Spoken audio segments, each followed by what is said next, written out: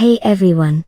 Today, I want to show you how to get rid of those annoying horizontal lines in your Word document.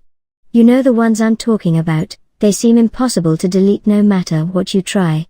Well, I've got a quick and easy solution for you. First things first, make sure your cursor is placed right above that line.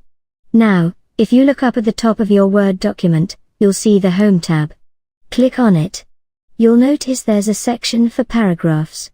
Within that section, there's this little icon for borders. When you click on the borders icon, a drop-down menu appears. This is where the magic happens. You have a couple of options here.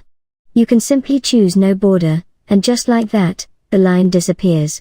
It's like it was never there. But, if you're feeling adventurous, you can click on borders and shading.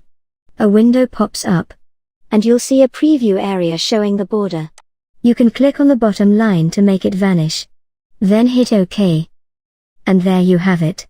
You have successfully deleted horizontal line in a Word document. If you found this video helpful, give it a thumbs up and subscribe to our channel for more tech tips.